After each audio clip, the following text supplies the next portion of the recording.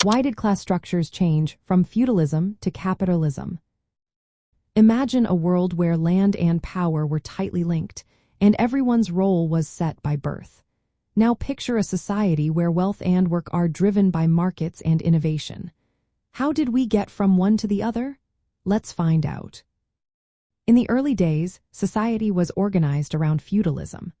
Land was owned by a small group of feudal lords, and the peasants or serfs worked that land. These workers didn't own the land they farmed, and their lives were tied to local lords' rules. Power was spread unevenly, with each lord controlling their own little piece of territory.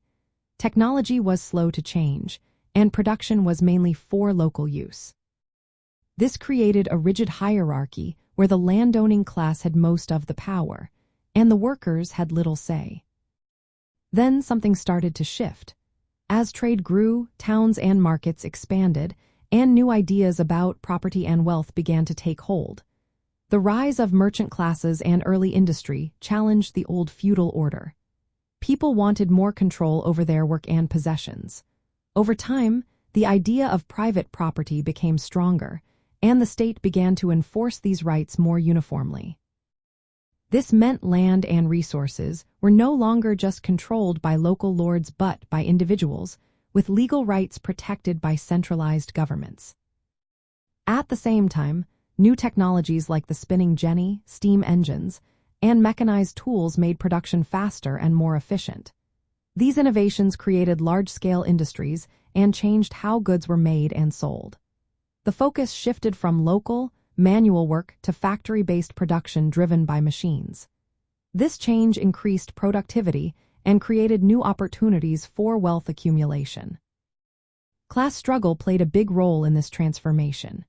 The rising merchant and industrial classes, known as the bourgeoisie, challenged the old aristocracy's control over land and resources. They fought for political power and economic freedom, often through revolutions and reforms. These conflicts led to the creation of laws and institutions that protected private property and promoted free markets. From a socialist point of view, this change shows how class conflict drives history. The new ruling class, the bourgeoisie, gained control over the means of production, while workers, or the proletariat, sold their labor but didn't own the tools or factories. This created a new form of exploitation, setting the stage for ongoing class struggle. Socialism sees this as a process where the oppressed class fights to change these unfair relations by establishing collective ownership and control. In short, the shift from feudalism to capitalism happened because of changes in property rights, technological advances, and class conflicts. The old land-based hierarchy was replaced by a system where wealth was created through markets, innovation, and the control of capital. This transition was driven by the struggle between different classes fighting for their interests, shaping the society we live in today.